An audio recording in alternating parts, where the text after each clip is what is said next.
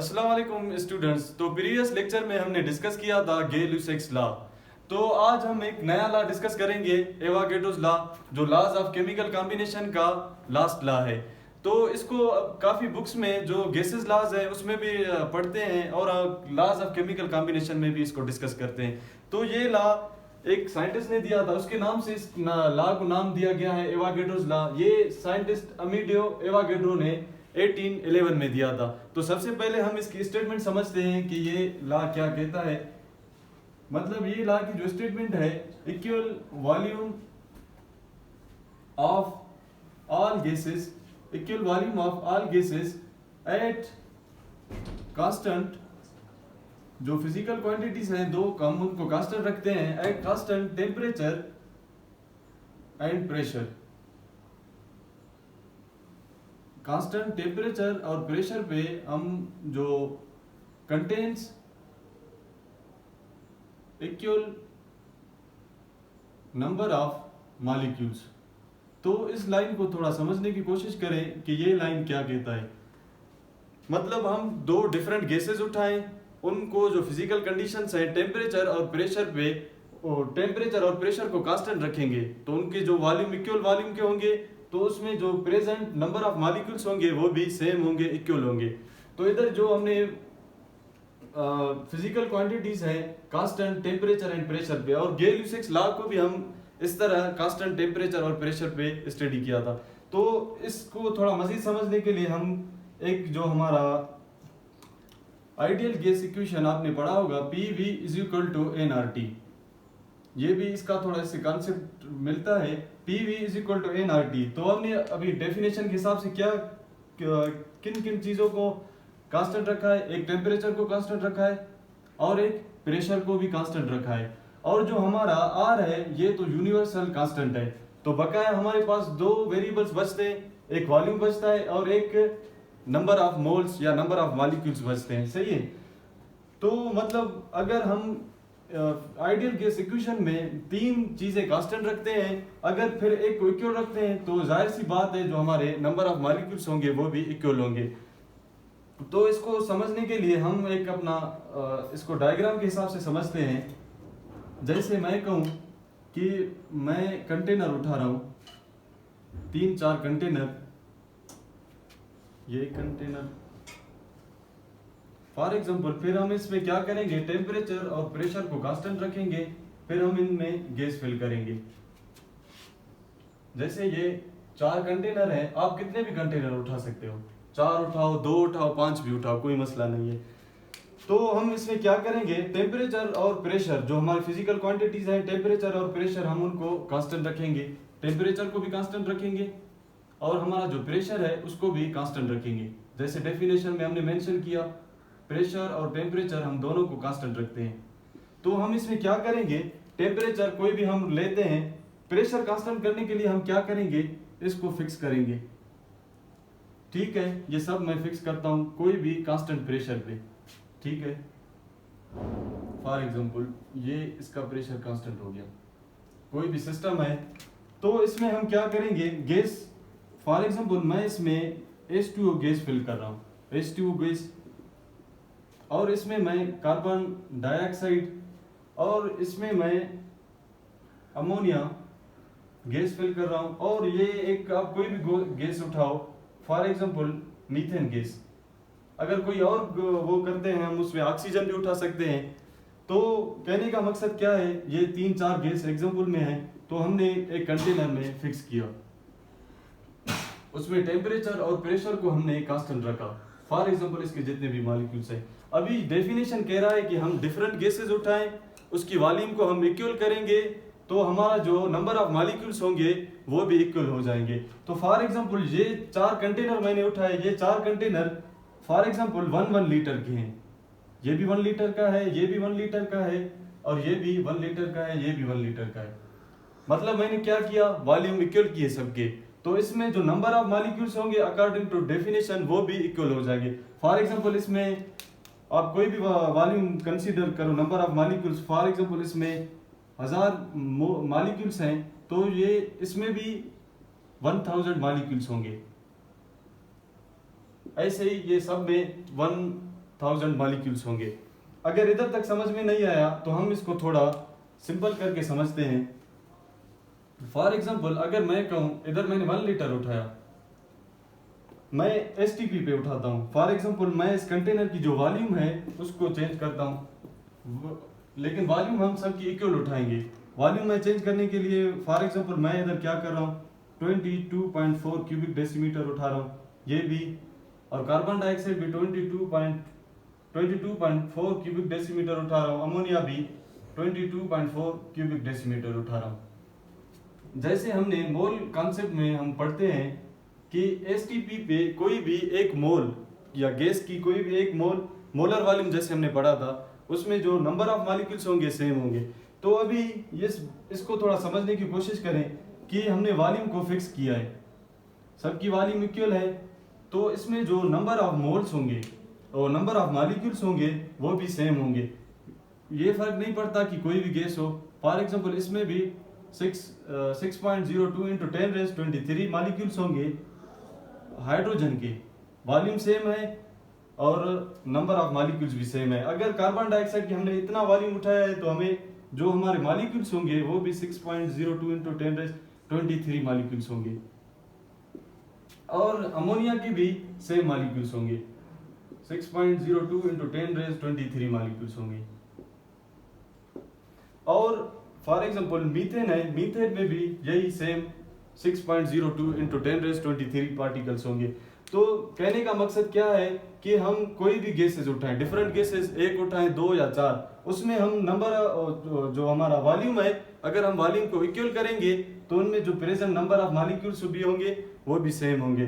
तो इसमें अगर आप मास निकालो, कार्बन डाइऑक्साइड की मास निकालोगे आपको 2 ग्राम मिलेगा, और जो कार्बन डाइऑक्साइड का मास है 12 इसका, 32 इसका, तो कितना होता है 44 ग्राम।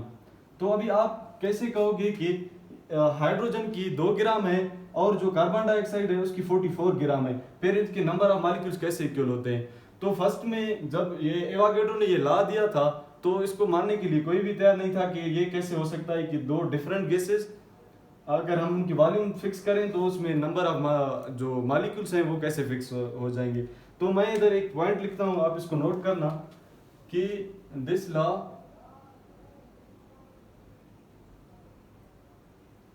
लॉ इज इंडिपेंडेंट ऑफ, 2-3 चीजें हैं, ये लॉ उस पे डिपेंड नहीं करता, उन पे इंडिपेंडेंट है।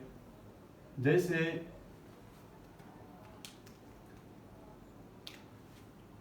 नंबर ऑफ एटम्स, ये लॉ नंबर ऑफ एटम्स पे डिपेंड नहीं करता।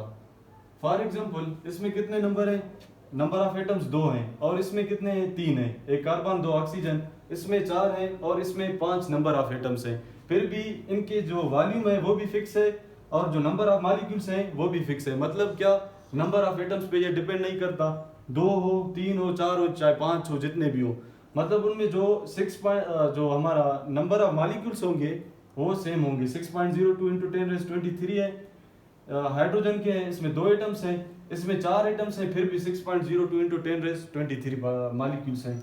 और जो हमारा एक और चीज पे डिपेंड नहीं करता वो क्या है, मास है, मास पे भी डिपेंड नहीं करता। जैसे मैंने इधर लिखा 2 ग्राम है और 44 ग्राम है, फिर भी नंबर ऑफ मॉलिक्यूल सेम है, 6.02 इंटू 10⁻23 पार्टिकल्स।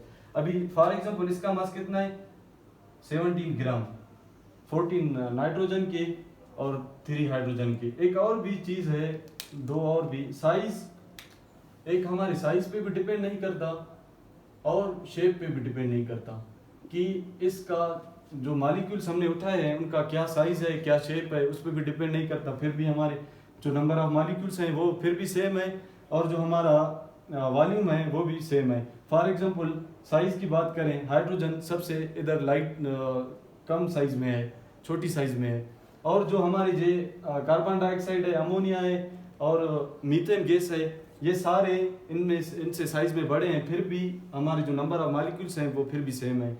और शेप की बात करें, शेप में ये लीनियर शेप है, ये भी लीनियर, और ये दोनों टेट्राहेड्रल है, फिर भी नंबर ऑफ मॉलिक्यूल सेम है। अगर इसको समझने के लिए आप ये नोट करें, इसको थोड़ा हम आगे समझते हैं सिंपल करके।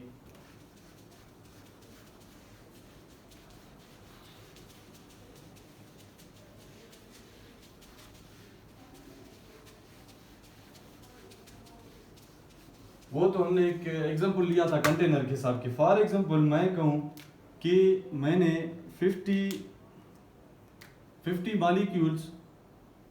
मॉलिक्यूल्स ऑफ हाइड्रोजन उठाए हैं। एक कंटेनर है या कोई किसी भी चीज़ में मैंने 50 मॉलिक्यूल्स ऑफ हाइड्रोजन उठाए हैं और 50 मॉलिक्यूल्स ऑफ मीथेन गैस उठाए हैं। तो आप मुझे बताएं, जब number of moles number of molecules equal होंगे तो अकॉर्डिंग टू डेफिनेशन उनका जो वॉल्यूम है, उनका वॉल्यूम भी क्या होगा, इक्वल वॉल्यूम के होंगे। ये अगर आप ये लाइन समझे भी आपका जो लॉ है वो क्लियर हो जाएगा। मतलब दो गैसेस, डिफरेंट गैसेस उठाए हैं, उनमें मैंने नंबर ऑफ मॉलिक्यूल सेम किए हैं, तो उसमें जो वॉल्यूम होगा इन दोनों की वॉल्यूम सेम होगा, फर्क नहीं पड़ता इनकी मासेस क्या है या इनकी साइज क्या है या शेप क्या है। फॉर एग्जांपल मैं एक और एग्जांपल आपको समझाता हूँ कि H2O गैस है, मैंने 1 लीटर कंटेनर में रखा है, और जो हम एक और गैस उठाते हैं फॉर एग्जांपल अमोनिया गैस है, वो भी मैं 1 लीटर में उठाता हूँ। तो इनमें जो नंबर ऑफ मॉलिक्यूल्स होंगे, हमने क्या किया है, जो हमारा वॉल्यूम है, वॉल्यूम हमने फिक्स किया है, वॉल्यूम इक्वल है। और हमने इसमें क्या करना है, अभी जो number of molecules, for example मैं इसमें कहता हूँ कि 10,000 मॉलिक्यूल्स हैं, हाइड्रोजन के 1 लीटर में 10,000 मॉलिक्यूल्स हैं, तो जाहिर सी बात है अमोनिया की 1 लीटर में भी कितना होगा, 10,000 मॉलिक्यूल्स होंगे। ठीक है, तो अभी इसको हम एक रिएक्शन लिखता हूं, आप इसको नोट करें। एक रिएक्शन लिखता हूं, जैसे हम कहते हैं हाइड्रोजन रिएक्ट करता है क्लोरीन के साथ, तो हमें क्या देता है, 2HCl। ये भी गैस है और ये भी गैस है। ठीक है, तो इसमें हम क्या कर रहे हैं, अभी जो हमारे जो इधर इसका कोएफिशिएंट 1 मोल है, इसका भी 1 मोल है, तो इसमें जो नंबर ऑफ वॉल्यूम, मतलब इसमें नंबर ऑफ, इसका जो वॉल्यूम है, इन दोनों का वॉल्यूम इक्वल है, तो इसमें नंबर ऑफ मॉलिक्यूल्स भी इक्वल हो जाएंगे, इसमें नंबर ऑफ मॉलिक्यूल्स भी इक्वल हो जाएंगे। फॉर एग्जांपल मैं आपको थोड़ा इस तरह समझाऊं, अगर वॉल्यूम इक्वल है एक गैस का और दूसरे गैस के साथ वॉल्यूम उसका इक्वल है, तो उसमें जो नंबर ऑफ मॉलिक्यूल्स होंगे, जो इसको हम n से शो करते हैं, तो इसमें भी क्या होगा, नंबर ऑफ जो मोल्स हैं वो इक्वल हो जाएंगे। तो अगर नंबर ऑफ मोल्स इक्वल है तो हम ऐसे लिख सकते हैं, मॉलिक्यूल्स जो उसमें प्रेजेंट हैं और इस तरफ भी जो मॉलिक्यूल्स हैं वो एक जितने हैं, क्वांटिटी में मतलब सेम है। तो आप इसको नोट करें, हम इसको थोड़ा मजीद आगे समझते हैं। तो हम इस लॉ को थोड़ा आगे समझते हैं, जैसे इसकी एक और स्टेटमेंट है उसके हिसाब से समझते हैं, तो आपको थोड़ा इजी लगेगा। इसको मैं इसमें इस लॉ की एक और स्टेटमेंट है, उसको हम डिस्कस करते हैं। The volume of given mass of gas is directly proportional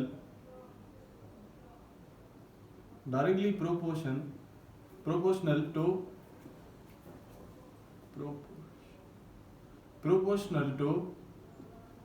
number of molecules। जो हमने पहला स्टेटमेंट डिस्कस किया, ये और इसमें कोई फर्क नहीं है, बस इसकी थोड़ी मतलब लैंग्वेज चेंज है। इसमें क्या कह रहा है, the volume of given mass of a gas is directly proportional two molecules. तो हम इसको मैथमेटिकली कैसे लिख सकते हैं, मैथमेटिकली हम इसको ऐसे लिख सकते हैं, volume of gas is directly proportional to number of molecules.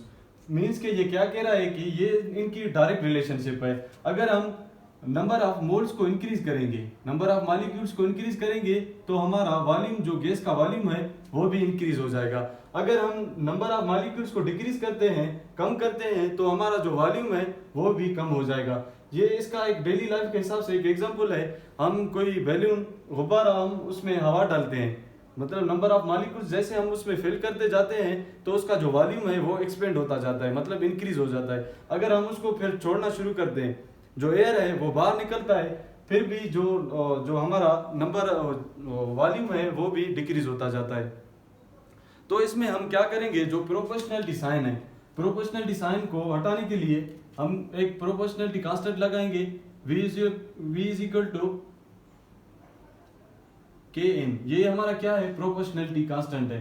तो हम इसको ऐसे भी लिख सकते हैं, v upon N is equal to K. तो इससे एक और स्टेटमेंट, इस लॉ की एक और स्टेटमेंट मतलब होती है, हम उसको भी डिस्कस करते हैं। ये हमने क्या किया, प्रोपोर्शनैलिटी साइन हटाने के लिए प्रोपोर्शनैलिटी कांस्टेंट लगाया, फिर ये इधर मल्टीप्लाई कर रहा था, इधर डिवाइड कर रहा है। तो इसको हम समझते हैं।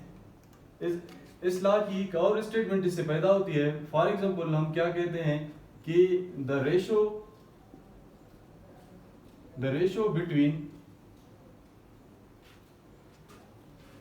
Between volume and number of molecules is always constant.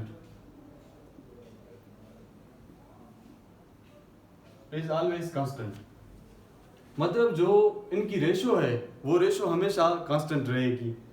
ठीक है, तो इसको थोड़ा आगे समझते हैं। फॉर एग्जांपल मैं इधर कहूँ कि हमने एक गैस एग्जांपल में लिया कि फॉर एग्जांपल एक गैस हम उठा रहे हैं, जैसे उधर हमने 5 कंटेनर उठाए, फॉर एग्जांपल मैं 2 कंटेनर उठा रहा हूँ। ठीक है, तो ये हमारा इक्वेशन नंबर 1 हो गया। या हम इसको कहें कि फॉर एग्जांपल हमने एक गैस उठाया और हम एक दूसरा गैस उठाते हैं। इसको मैंने थोड़ा गलत लिखा है, सॉरी, जो वॉल्यूम होगा इधर आएगा। जो अभी मैं एक दूसरा गैस उठाता हूँ, फॉर एग्जांपल मैंने एक और गैस उठाया है, V2 upon N2 is equal to K, proportionality constant. तो मैंने क्या किया, एक और गैस उठाया या एक और वेरिएबल मतलब उठाया। अभी इनको रिलेट करेंगे, इनको क्या करेंगे, कंपेयर करेंगे, हमें एक और इक्वेशन मिलेगा, एवोगैड्रोस लॉ का हमें एक और इक्वेशन मिलेगा। ठीक है, अभी हम इनको रिलेट करेंगे तो हमें क्या मिलेगा, V1 upon N1 is equal to V2 upon N2। ये एक और मतलब इसका एक इक्वेशन हो गया। इसकी मैं आपको 3-4 और इक्वेशन मतलब डिस्कस करेंगे इसकी। तो ये इक्वेशन भी हमें क्या होगा, न्यूमेरिकल सॉल्व करने में हमें हम इसको यूज करेंगे। ठीक है, तो इस लॉ की फॉर एग्जांपल मैं कहूँ, इसको हम किसकी और अप्लाई है लॉ की। अगर मैं कहूँ कि दिस लॉ, एक लाइन लिखता हूं मैं, this law is used to determine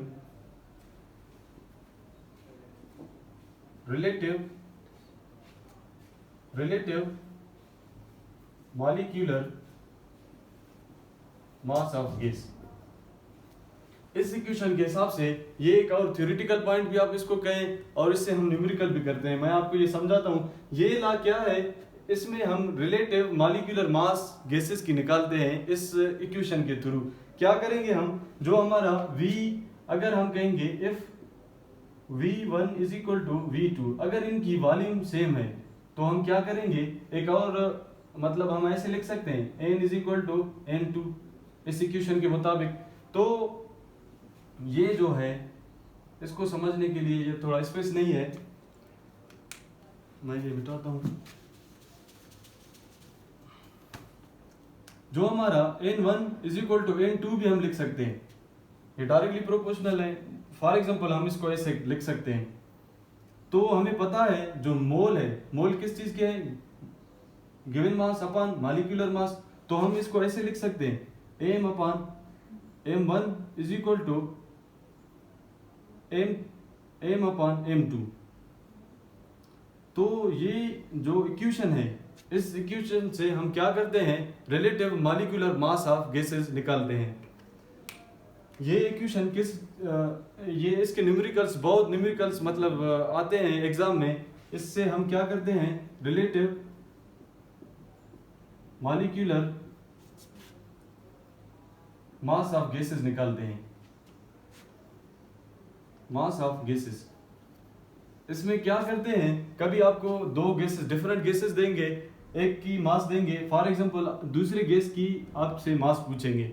molecular mass तो हम गैस आपको मेंशन करेंगे, मॉलिक्यूलर मास आप खुद निकालोगे, एक की मास आपको देंगे, दूसरे की मास आपसे पूछेंगे। ये भी इसी लॉ से रिलेटेड है। तो इसको हम मजीद थोड़ा समझने की कोशिश करते हैं। इसको मैं मिटाता हूँ, आप नोट करें। तो ये मतलब volume is directly proportional to number of moles, और ये भी इसका एक स्टेटमेंट है, the ratio of volume and number of moles हमेशा कांस्टेंट रहेगी। और हम इसमें जो relative molecular mass of gases वो भी निकालते हैं। और इसमें एक और फार्मूला है इसका, उसको थोड़ा डिस्कस करते हैं।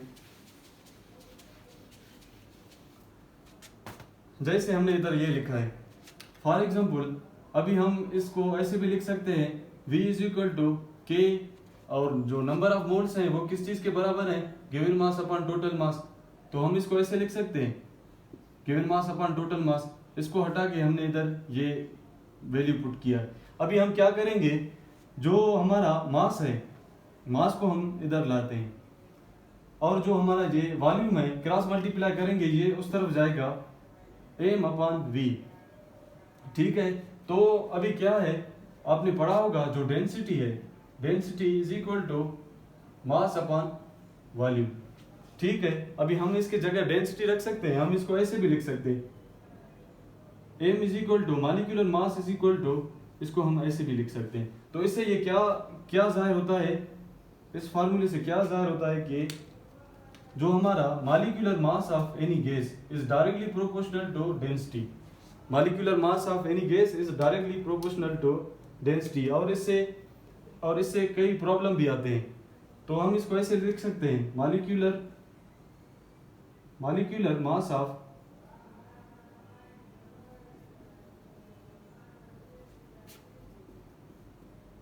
मास of gas is directly proportional to density. ठीक है, इधर तक क्लियर हो गया। ये बहुत सिंपल कॉन्सेप्ट था इसका। अभी हम इसके जो ग्राफिकल रिप्रेजेंटेशन है हम उसको समझते हैं। ये आप नोट करें।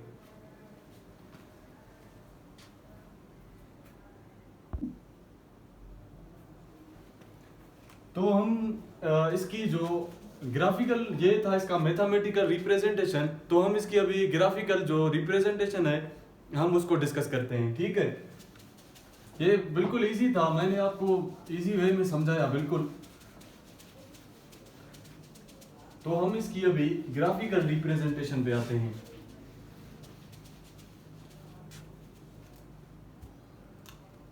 ग्राफिकल रिप्रेजेंटेशन,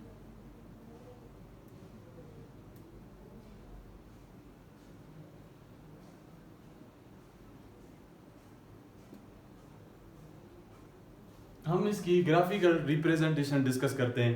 तो काफ़ी मतलब आप BS लेवल में या एडवांस लेवल में पढ़ोगे तो इसकी बहुत से मतलब 4-5 ग्राफिकल रिप्रेजेंटेशन होते हैं। लेकिन अकॉर्डिंग टू मतलब हम 11th-12th की क्लास पढ़ रहे हैं तो हम इसके 2 ग्राफिकल रिप्रेजेंटेशन डिस्कस करेंगे। तो ये लॉ की स्टेटमेंट क्या है, सबसे पहले ग्राफिकल रिप्रेजेंटेशन के पहले हम ये समझते हैं कि हमने क्या पढ़ा, volume is directly proportional to number of moles. Proportionality sign हटाने के लिए हमने क्या किया, एक प्रोपोर्शनलिटी कांस्टेंट लगाया और हमने इसको ऐसे भी लिखा, V upon N is equal to K। ठीक है, अगर आप इनको समझोगे तो आपको जो ग्राफिकल रिप्रेजेंटेशन है वो आपको आसान लगेगा। और हम एक आइडियल गैस इक्वेशन के हिसाब से किसका ग्राफ बनता है, तो हम आइडियल गैस इक्वेशन सबको पता है क्या होता है, PV is equal to nRT। PV is equal to nRT। अभी इधर इसका वॉल्यूम और नंबर ऑफ मॉलिक्यूल्स या मोल्स का जो रेशियो है, तो हम इधर इसको ऐसे लिख सकते हैं, V अपॉन N, और जो इधर प्रेशर है इधर मल्टीप्लाई कर रहा है, इस साइड जाएगा क्या करेगा, डिवाइड करेगा। इसको हम ऐसे लिख सकते हैं, V upon N is equal to RT upon P। ठीक है, और हमने इधर क्या लिखा है, जो V अपॉन N है वो इज इक्वल टू किस चीज के है, K के। और हम इस K को प्रोपोर्शनलिटी कांस्टेंट एवोगैड्रोस लॉ की जो प्रोपोर्शनलिटी कांस्टेंट है हम उसको ऐसे भी लिख सकते हैं K is equal to RT/P।